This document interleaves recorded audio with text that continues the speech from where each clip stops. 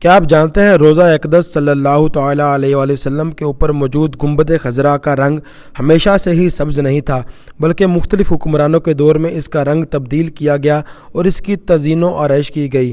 حجرہ عائشہ رضی اللہ تعالیٰ عنہا وہ سب سے افضل مقام ہے جہاں نبی کریم صلی اللہ تعالیٰ علیہ وآلہ وسلم آرام فرما رہے ہیں۔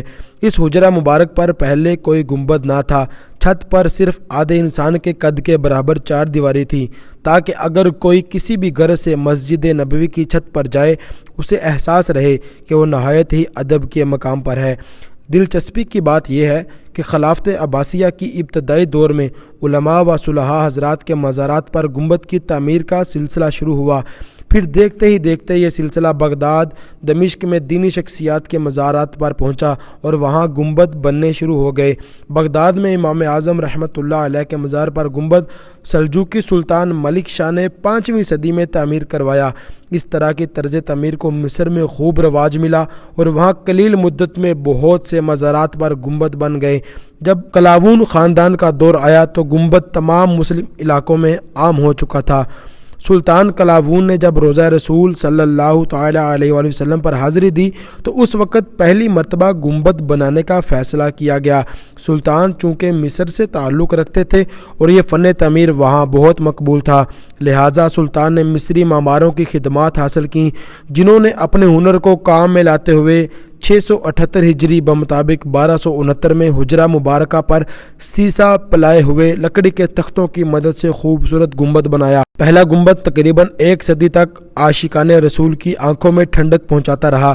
پھر وقت گزرنے کے ساتھ ساتھ لکڑی کے تختوں میں سے چند تختے ضعیف ہو گئے، چنانچہ سلطان ناصر بن قلاوون نے گنبد اقدس کی خدمت کی۔ بعد ازاں سلطان اشرف شعبان بن حسین بن محمد نے 765 ہجری میں خدمت کرنے کی سعادت حاصل کی۔ پھر 1 صدی ہی گزری ہوگی کہ اس بات کی ضرورت محسوس ہوئی کہ گنبد شریف اور 5 گوشہ احاطے کی تعمیر نو یا توسیع کی جائے۔ سلطان اشرف قائطبائی نے اولاً اپنا ایک نمائندے کو اس کی تحقیقات پر مأمور کیا۔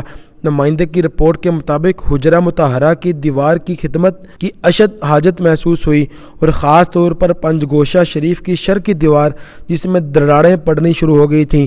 چنانچہ 14 شعبان المعظم 1881 ہجری کو 5 گوشہ کے متاثرہ حصے کو نکال لیا گیا، ساتھ ہی حجرہ اقدس کی پرانی چھت بھی ہٹا لی گئی اور شرقی جانب تقریباً 1/3 حصے پر چھت ڈال دی گئی، جس سے یہ ایک تہہ خانے کی مانند نظر آنے لگا، جبکہ باقی کے 2/3 حصے پر چھت نہیں بنائی گئی بلکہ اس کے اوپر تینوں مبارک قبروں کے سرحانوں کی جانب لگے پتھروں سے ایک چھوٹا سا گنبد حجرہ اقدس پر تعمیر کر دیا گیا۔ اس پر سفید سنگ مرمر لگایا گیا اور پیتل کا ہلال نصب کر دیا گیا۔ مزید یہ کہ مسجد نبوی کی چھت کو مزید بلند کر دیا گیا تاکہ یہ چھوٹا سا گنبد ہلال سمیت مسجد نبوی کی چھت کے نیچے آ جائے۔ پھر اس کے اوپر بڑے گنبد کی تعمیر نو کا کام 17 شعبان المعظم 1881 ہجری کو شروع ہوا، جو کہ 2 ماہ تک جاری رہا۔ پھر 7 شوال المکرم 1881 ہجری کو اختتام پر پہنچا۔ پھر 13 رمضان المبارک 5 سال بعد 1886 ہجری مؤذن اذان کی غرض سے مینارہ رئیسہ پر گئے۔ اس وقت مائک وغیرہ کا کوئی سسٹم نہ تھا، مطلع ابر آلود تھا کہ اچانک بجلی مینارہ رئیسہ پر گری، مؤذن بھی شہید ہو گئے اور مینارہ رئیسہ بھی مسجد نبوی قدیم کی طرف جا پہنچا، جس سے آگ لگ گئی۔ ساتھ ہی گنبد کو بھی نقصان پہنچا، جس سے کچھ ملبہ حجرہ اقدس میں حاضر ہوا۔ فوری طور پر تعمیری خدمت تو کر دی گئی، مگر مکمل تفصیل سلطان قائطبائی کو 16 رمضان المبارک کو قاصر کے ذریعے آگاہ کیا گیا۔ سلطان نے فوری طور پر 100 معمار مصر سے روانہ کیے۔ گنبد کو جب نقصان پہنچا تو سلطان کے حکم سے اس گنبد کو ہٹا دیا گیا اور اس کی جگہ 1892 ہجری کو ایک نیا گنبد بنایا گیا جو صدیوں تک قائم رہا۔ پھر عثمانی سلطان محمود بن سلطان عبد الحمید خان اول نے قائطبائی سلطان کا بنایا ہوا گنبد شہید کروا کر از سر نو 1233 ہجری بمطابق 1818 عیسوی کو نیا گنبد تعمیر کروایا۔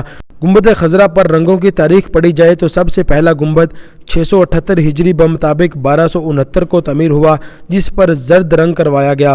پھر 1888 ہجری بمطابق 1483 عیسوی کو کالے پتھر لگا دیے گئے، پھر اسے سفید رنگ سے رنگ دیا گیا، پھر یہ قبۃ البیضاء یعنی سفید گنبد کہلانے لگا۔ 1980 ہجری بمطابق 1572 ईस्वी में इंतहाई हसीन गुंबद बनाया गया। इसको रंग बिरंगे पत्थरों से सजाया गया था। शायद मीनाकारी का काम था, जिससे दिलकश व जाजिब मंजर के सबब रंग बिरंगा गुंबद कहलाने लगा। 1253 हिजरी बमुताबिक 1873 ईस्वी को उस्मानी सुल्तान महमूद बिन सुल्तान अब्दुल हमीद खान अव्वल ने इसे सब्ज रंग करवाया। इसी बाइस इसे गुंबद खजरा यानी सब्ज गुंबद कहा जाने लगा, जो इंतहाई दिलफरेब दिलकश है और इंशाअल्लाह हमेशा कायम रहेगा। नाज़रीन, गुंबद खजरा के सामने हाज़िरी देना हर मुसलमान अपनी ज़िंदगी में एक ख्वाब समझता है और इसके लिए अल्लाह पाक की बारगाह में रो रो कर दुआएं और इल्तिजाएं पेश करता है। उम्मीद करते हैं कि आज की वीडियो में आपको गुंबद खजरा की तारीख़ और गुंबद खजरा पर किए जाने वाले मुख्तलिफ़ अदवार में रंगों के बारे में इंफॉर्मेशन हासिल हुई होगी। अल्लाह पाक की बारगाह में दुआ है कि अल्लाह पाक हर बंदा मोमिन को बार बार गुंबद खजरा की हाज़िरी नसीब फरमाए और रोज़ा अक़दस सल्लल्लाहु तआला अलैहि वसल्लम के सामने खड़े होकर नबी आखिरुज़्ज़मान सल्लल्लाहु तआला अलैहि वसल्लम पर दुरूद व सलाम पढ़ना नसीब फरमाए। अल्लाह ताला हुजूर की तमाम उम्मत पर अपना ख़ास करम फरमाए और इस गुंबद खजरा को ता सुबह क़यामत अल्लाह पाक सलामत रखे और ये गुंबद ता सुबह क़यामत आशिकान रसूल सल्लल्लाहु तआला अलैहि वसल्लम की आँखों को ठंडक पहुँचाता रहे। नाज़रीन, आखिर में मैं आपसे एक गुजारिश करूँगा कि जिन लोगों ने मुख्तलिफ़ दौर में नबी करीम सल्लल्लाहु तआला अलैहि वसल्लम की कब्र मुबारक पर गुंबद बनाए और इसकी तामीर की और इसको मुख्तलिफ़ अदवार में इसकी तज़ीन और आइश की गई, उनके लिए एक बार फातिहा ख़वानी पढ़कर ज़रूर साले सवाब का एहतमाम करें कि उन्होंने नबी करीम सल्लल्लाहु तआला अलैहि वसल्लम के रोज़ा अक़दस और गुंबद खजरा की खिदमत की और वो गुंबद आज तक मुसलमानों की आँखों के ठंडक बने हुए हैं। मुसलमानों की आँखों को ठंडक पहुँचाने वाले गुंबद खजरा की तमीर करने वाले तमाम हुक्मरानों, तमाम लोगों, तमाम मुमारों और तमाम मजदूरों की अल्लाह पाक बख्शिश फरमाए, अल्लाह पाक उनके दर्जात बुलंद फरमाए और हम सबको बार बार रोज़ा अक़दस और गुंबद खजरा की ज़ियारत नसीब फरमाए। उम्मीद करता हूँ आज की वीडियो आपको अच्छी लगी होगी। इंशाअल्लाह दोबारा बहुत जल्द नई वीडियो लेकर आपके पास हाजिर होंगे। तब तक के लिए अपना बहुत सारा ख्याल रखिएगा। अल्लाह हाफिज़, अल्लाह निगहबान।